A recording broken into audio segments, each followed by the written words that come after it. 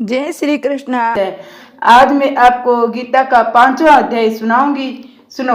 उसके उपरांत अर्जुन ने पूछा, हे कृष्ण, आप कर्मों के संन्यास की और फिर निष्काम कर्मयोग की प्रशंसा करते हैं, इसलिए इन दोनों में एक जो निश्चय किया कल्याणकारक होवे उसके मेरे लिए कहिए। इस प्रकार अर्जुन के पूछने पर श्री कृष्ण महाराज बोले, हे अर्जुन, कर्मों का संन्यास अर्थात मन, इंद्रियों और शरीर द्वारा होने वाले संपूर्ण कर्मों में कर्तापन का त्याग और निष्काम कर्मयोग अर्थात समझ बुद्धि से भगवद कर्मों का करना, ये दोनों ही परम कल्याण के करने वाले हैं।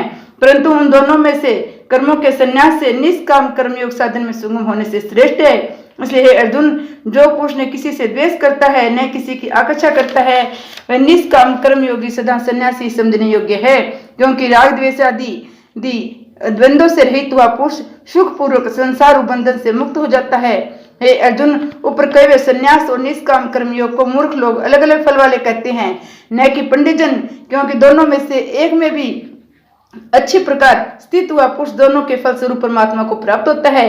ज्ञान योगी द्वारा जो परम धाम प्राप्त किया जाता है, निष्काम कर्म योगी द्वारा वही भी प्राप्त किया जाता है। इसलिए जो पुरुष ज्ञान योग और निष्काम कर्म योग को फल रूप से एक देखता है, वही यथार्थ देखता है।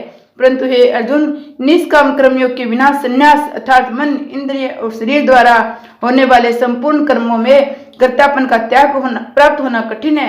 भगवत स्वरूप को मनन करने वाला निष्काम कर्मयोगी पर ब्रह्मा परमात्मा को सिंगरी प्राप्त हो जाता है। बस में किया हुआ शरीर जिसके ऐसा जितेंद्रिय और विशुद्ध अंतकरण वाला एवं संपूर्ण प्राणियों के आत्म रूप परमात्मा को एक ही भाव हुआ निष्काम कर्मयोगी कर्म करता हुआ भी लिपायमान नहीं होता है। हे अर्जुन, तत्व को जानने वाला सांख्य योगी तो देखता हुआ, सुनता हुआ, स्पर्श करता हुआ, सूंघता हुआ, भोजन करता हुआ, गमन करता हुआ, सोता हुआ, श्वास लेता हुआ, बोलता हुआ, त्यागता हुआ, ग्रहण करता हुआ था, आंखों को खोलता और मिचता हुआ भी सब इंद्रियां अपने अपने अर्थों में बरत रही है।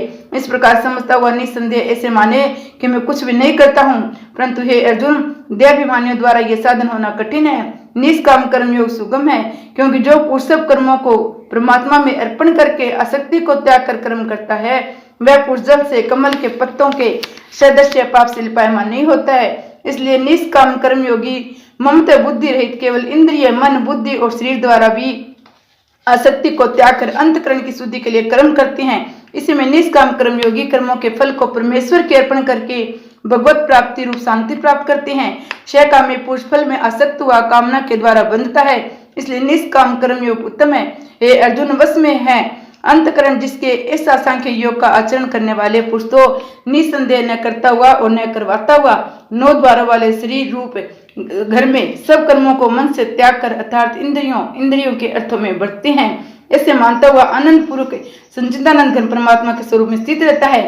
परमेश्वर भी भूत प्राणियों के न कर्तापन को, न कर्मों को न कर्मों के फल को, संयोग को वास्तव में रचता है, किंतु परमात्मा के सकाश से प्रकृति ही बढ़ती है अर्थात गुण ही गुणों में बढ़त रहे हैं। सर्वव्यापी परमात्मा ने किसी के पाप कर्म को न किसी के शुभ कर्म को ग्रहण करता है, किंतु माया के द्वारा ज्ञान ढका हुआ है, इससे सब जीव मोहित हो रहे हैं। परंतु जिनका वह अंतकरण अज्ञान आत्मज्ञान नाश हो गया है, उनका वह ज्ञान सूर्य के सदृश उस सच्चिदानंद घन परमात्मा को प्रकाशता है। और हे अर्जुन, तद्रूप बुद्धि जिनकी था तद्रूप है मन जिनका और उस सच्चिदानंद घन परमात्मा में ही है। परंतु एक ही भाव से स्थिति जिनकी ऐसी सत्य नारायण पुरुष ज्ञान के द्वारा पाप रहित और पुण्यवर्ती के अर्थात परम गति को प्राप्त होते हैं। ऐसे विज्ञानी जन विद्या और विनय युक्त ब्राह्मण में गो, हाथी, कुत्ते और चंडाल में भी संभाव देने वाले होते हैं। इसलिए जिनका मन समत्व भाव से स्थित है, उनके द्वारा इस जीवित अवस्था में ही संपूर्ण संसार जीत लिया गया है, अर्थात वे जीते हुए संसार मुक्त है, क्योंकि सच्चिदानंद घन परमात्मा निर्दोष और सम है। इसमें वे सच्चिदानंद घन परमात्मा में स्थित है।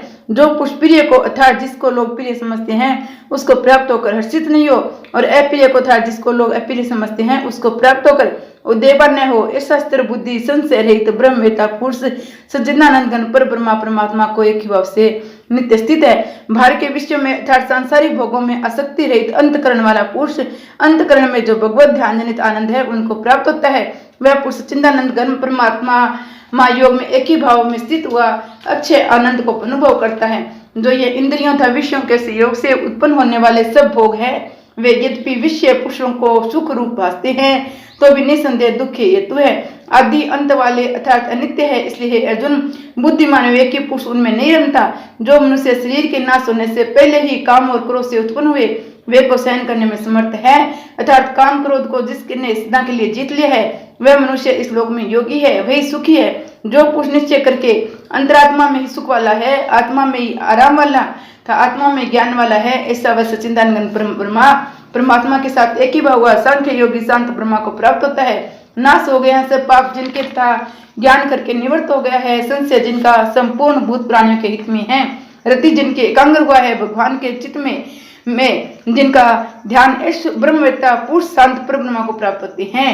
काम क्रोध से रहित जीते हुए चित्त वाले परब्रह्मा परमात्मा का साक्षात्कार किए ज्ञानी पुरुषों के लिए सब ओर से शांत परब्रह्मा परमात्मा ही प्राप्त है। अर्जुन, भार के विषय भोगों को न चिंतन करता हुआ भारी त्याग कर नेत्रों की दृष्टि को भ्रकुटी के बीच में स्थित करके था नासिका में विचरने वाले प्राण और अपान वायु को सम करके जीती हुई इंद्रियां मन बुद्धि जिसकी ऐसा जो मोक्ष प्राण मुनि इच्छा हो, भय और क्रोध से रहता है वह सदा मुक्त है। और हे अर्जुन, मेरा भक्त मेरे को यज्ञ और तपों को भोगने वाले संपूर्ण लोगों का, ईश्वरों का विधान और संपूर्ण भूत प्राणियों का सुहृदय अर्थात स्वार्थ रहित प्रेमी ऐसा तत्व से जानकर शांति को प्राप्त होता है। सच्चिदानंद घन परिपूर्ण शांत ब्रह्मा के सिवा उसकी दृष्टि से और कुछ भी नहीं रहता, केवल वासुदेव वासुदेव रह जाता है। श्री विष्णु भगवान की जय। अध्याय खत्म। 5वें अध्याय का महात्म्य। श्री भगवान कहते हैं, देवी अब सब लोगों द्वारा सम्मानित 5वें अध्याय का महात्म्य संक्षेप से बतलाता हूँ, सावधान होकर सुनो।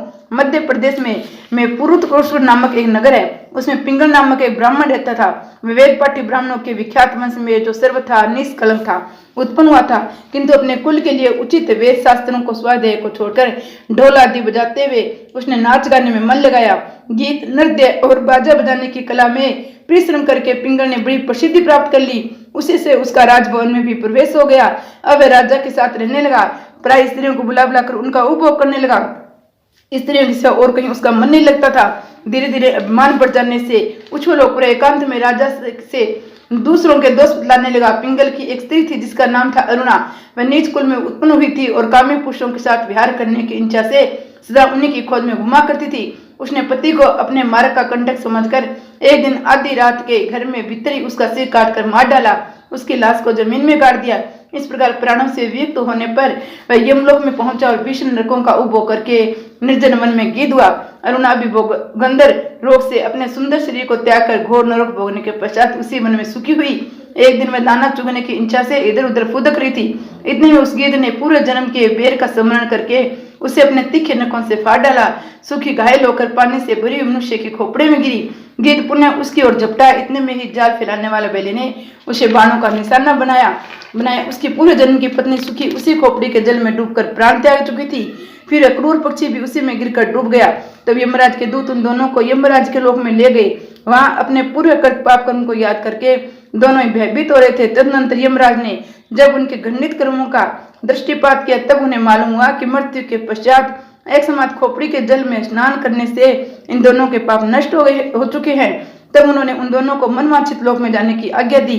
ये सुनकर अपने पाप को याद करते हुए वे दोनों बड़े विस्मय में पड़े और पास जाकर धर्मराज जी के चरणों में गिरकर पूछने लगे, भगवान, हम दोनों ने पूर्व जन्म में अत्यंत घृणित पाप का संचय किया है, फिर हमें मनवांछित लोकों में भेजने का क्या कारण है, बताइए। यमराज ने कहा, गंगा के किनारे वट नामक एक उत्तम ब्रह्म ज्ञानी रहते थे। वे एकांत सेवी ममता रहित शांत वृत्त और किसी के भी द्वेष में न रखने वाले थे। प्रतिदिन गीता के 5वें अध्याय का जप करना उनका सदा का नियम था। 5वें अध्याय को श्रवण कर लेने पर महापापी पुरुष भी सनातन ब्रह्मा का ज्ञान प्राप्त कर लेता है। उसी पुण्य के प्रभाव से शुद्ध चिंत होकर उन्होंने अपने शरीर का परित्याग किया था। गीता के पाठ से जिनका शरीर निर्मल हो गया था, जो आत्मज्ञान प्राप्त कर चुके थे, उन्हें महात्मा की खोपड़ी का जल पाकर तुम दोनों पवित्र हो गए हो। अतः तुम दोनों मनवांछित लोकों को जाओ, क्योंकि गीता के 5वें अध्याय के माध्यम से तुम दोनों शुद्ध हो गए हो। श्री भगवान कहते हैं, सबके प्रति सम्मान भाव रखने वाले धर्मराज के द्वारा इस प्रकार समझाए जाने पर वे दोनों बहुत प्रसन्न हुए। विमान पर बैठकर वैकुंठ धाम को चले गए। श्री विष्णु भगवान की जय। गीता जी की जय। कृष्ण कन्हैया की।